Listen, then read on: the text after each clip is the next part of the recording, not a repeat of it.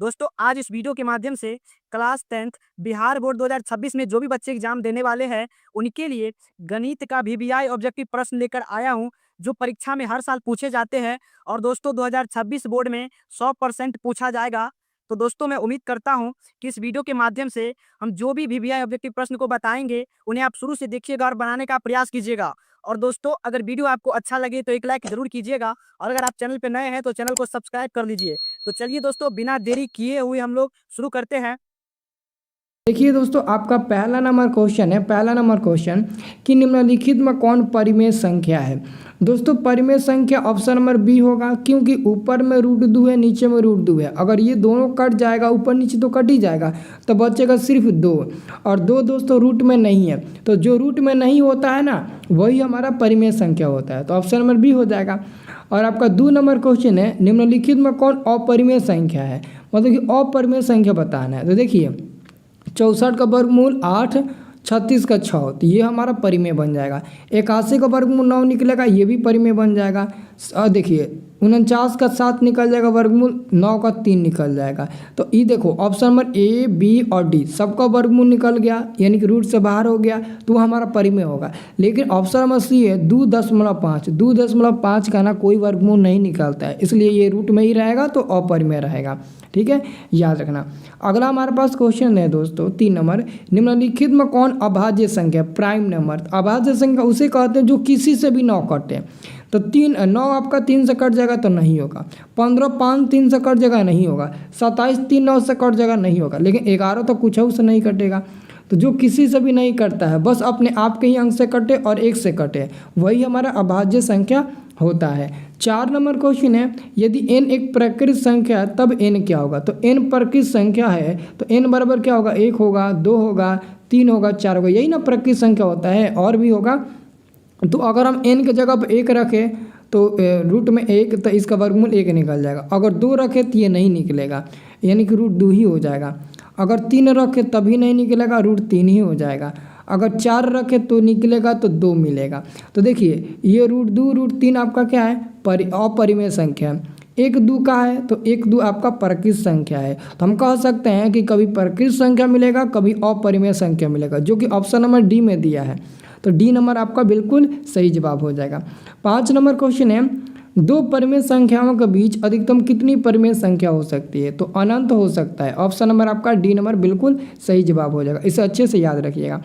दोस्तों पास क्वेश्चन आता है 6 नंबर, निम्नलिखित में कौन बहुपद नहीं है। तो देखो बहुपद वही नहीं होता है जिसमें रूट में x होता है। तो देखिए कहीं रूट में x है तो ऑप्शन नंबर देखो सी नंबर में रूट में x दिया है, तो ये हमारा बहुपद नहीं होगा। अगर कोई भी चर मान रूट में होता है और उसका वर्गमूल नहीं निकलता है ना, तो हमारा बहुपद नहीं होता है। अगर बाटा में भी चर मान आ जाता है तब भी वो बहुपद नहीं होगा, तो इसे हम लोगों को याद रखना है। अगला क्वेश्चन है 7 नंबर, यदि x बराबर √7 + 4√3 तो x + 1/x का मान क्या होगा। ये दोस्तों लाइव क्लास में हम बता रहे थे, तो ऑलरेडी गलती हो गया था, जैसे कि सोल्यूशन में गलती हो गया था और ट्रिक से बताए थे, आंसर आपको बता दिए थे। इसका सोल्यूशन कर दिए हैं, डिस्क्रिप्शन में लिंक है, व्हाट्सएप ग्रुप का ज्वाइन कर लीजिए, वहाँ पर इसका सोल्यूशन हम भेज दिए हैं। तो बड़ा में से सबसे छोटा घटा दीजिए, सबसे आसान है। 7 सबसे बड़ा है, 3 सबसे छोटा है, तो 7 में से 3 घटाइएगा, 4 मिल जाएगा, आंसर आपका मिल जाएगा। बहुत ईजी है। 8 नंबर क्वेश्चन है कि युगपत समीकरण 2x + 3y बराबर 5, 4x + 6y बराबर 9 निकाय है। तो देखो a1 ये a1 हो जाएगा, b1 हो जाएगा, c1 हो जाएगा, ये a2 b2 c2 हो जाएगा, पता है ना। तो a1 का मान 2 है, तो 2/a2 का मान क्या है 4 बराबर, b1 का मान 3 है और b2 का मान क्या है 6 है ना, बराबर c1 का मान क्या है 5 है और c2 का मान आपका 9 है। तो ये कट जाएगा 2 बार में 1 से, ये 1 बार में, ये आपका 2 बार में, तो 1/2 बराबर 1/2, और ये आपका तीसरा बराबर नहीं होगा 5/9 के। जब पहला और दूसरा बराबर होते हैं और तीसरा बराबर नहीं होता है ना, तो क्या होता है, उसका कोई हल नहीं होता है, कोई हल नहीं होता है। कोई हल नहीं होगा तो क्या होगा, असंगत होगा, असंगत होगा। ऑप्शन नंबर आपका ए नंबर बिल्कुल सही जवाब हो जाएगा। कोई हल नहीं होगा तो असंगत होगा ना, हल अगर रहता तब ना संगत होगा, बट हल नहीं है तो असंगत होगा। अगला क्वेश्चन है 9 नंबर, यदि बहुपद px बराबर x² - 2x उसके शून्य का अल्फा का मान बीटा हो तो अल्फा × बीटा का मान। तो दोस्तों यहाँ से a का मान निकालेगा, x² के पीछे 1 छुपा हुआ है, बी का मान निकालिएगा तो एक्स के गुणांक -2 हो जाएगा, सी का मान निकालिएगा तो 5 हो जाएगा। और अल्फा इंटू बीटा का मान दोस्तों फार्मूला क्या होता है, अल्फा इंटू बीटा का मान होता है सी बटे के, तो सी बटा के ए, सी का मान 5 है और ए का मान 1 है, तो 5/1 यानी कि 5 आंसर मिल जाएगा। ऑप्शन नंबर आपका ए नंबर वाला बिल्कुल सही जवाब हो जाएगा। अगला क्वेश्चन आपका है 10 नंबर, द्विघात बहुपद x² प्लस में 3x प्लस में 2 का शून्य क्या होगा। दोस्तों इसका शून्य निकालने के लिए हमारे पास सबसे ज़बरदस्त ट्रिक है। आपको इस मतलब बहुपद में कहीं भी माइनस नहीं दिखा दे रहा है। अगर कहीं भी माइनस आपको नहीं दिखाई दे रहा है तो 100% x का दोनों मान माइनस में मिलेगा। अब ऑप्शन में देख लो कि कहाँ पर x और y दोनों का मान माइनस है। ऑप्शन नंबर ए में दोनों प्लस से नहीं होगा, और बी नंबर में एगो माइनस है तो एगो प्लस है, ये भी नहीं होगा, और सी नंबर में भी एगो प्लस है तो एगो माइनस है, नहीं होगा। डी नंबर में दोनों माइनस में है, एक्स का मान -1 -2, 100% यही होगा। अब बना कर देख लो, तो ये ट्रिक्स भी याद रखना चाहिए आप लोगों को, ठीक है। अगला क्वेश्चन है, यदि द्विघात समीकरण ax² plus bx plus c बराबर 0 के दोनों मूल बराबर है। अगर मूल बराबर होता है ना तो d बराबर 0 हो जाता है। आंसर आपका ए नंबर सही जवाब हो जाएगा।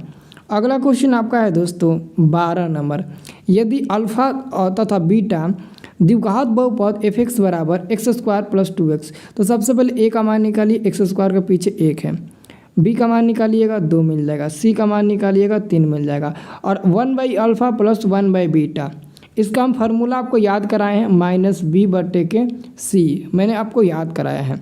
तो माइनस हो जाएगा, b का मान 2 है, c का मान 3 है, तो माइनस में 2/3, ऑप्शन नंबर बी सही जवाब हो जाएगा ना। अब देखिए अगला क्वेश्चन हमारा है 13 नंबर, द्विघात बहुपद के शून्यकों की संख्या होती है, द्विघात बहुपद के शून्य की संख्या 2 होती है। 14 नंबर क्वेश्चन है, किसी द्विघात समीकरण का विवेचक का मान 0 से बड़ा, यानी कि डी का मान 0 से बड़ा होने पर दोनों मूल होंगे वास्तविक एवं भिन्न होंगे। वास्तविक एवं भिन्न का मतलब होता है वास्तविक एवं असमान, ठीक है। आंसर याद रखना, ए नंबर हो जाएगा। अगला क्वेश्चन है कि x - 2y बराबर में 0, 3x प्लस 4y बराबर में 10 का हल है। तो सबसे पहले हम क्या करते हैं, समीकरण 1 से x बराबर देखेंगे तो 2y मिल जाएगा, यानी कि x बराबर 2y हो जाएगा, माइनस को भेज दो उधर तो 2y हो जाएगा, ठीक है। अब इस समीकरण 2 में x का मान रख दो 2y, तो 3 और x का मान रख दो 2y प्लस में 4y ये आपका अलग हो जाएगा 4y, और बराबर में आपका हो जाएगा 10 हो जाएगा, ठीक है। तो 3 दूने के 6y और प्लस में 4y बराबर में आपका 10 मिल जाएगा, ठीक है।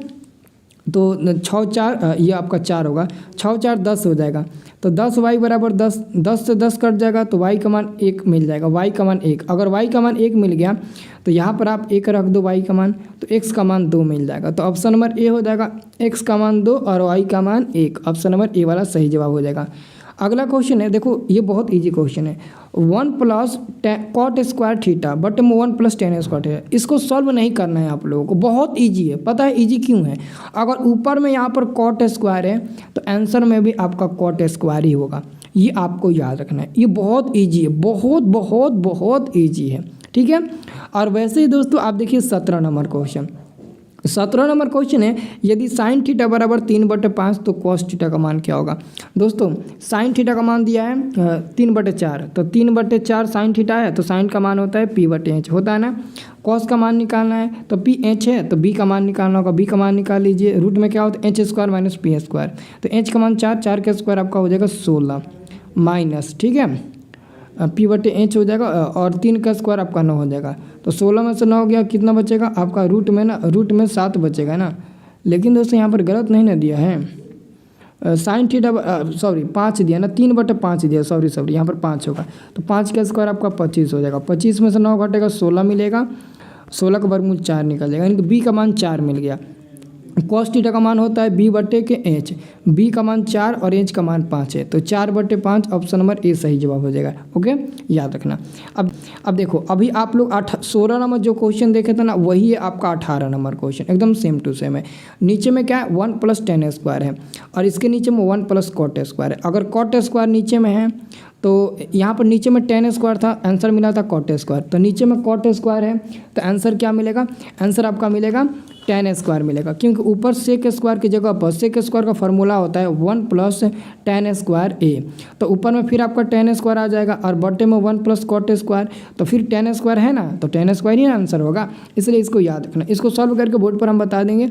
और अगला देखिए, ये दो तो आप ऑलरेडी गुणा में है, तो दो को छोड़ दीजिए, दो गुणा में है और बाकी क्या है, साइन 38 डिग्री बटे में कॉस 52 डिग्री। तो 38 52 को जोड़िए, अगर 90 मिल गया तो मान 1 मिलेगा, तो पक्का 90 मिलेगा, और 90 मिलेगा तो मान 1 मिल जाएगा। अब 2 में 1 में गुणा करिएगा तो 2 ही मान मिलेगा।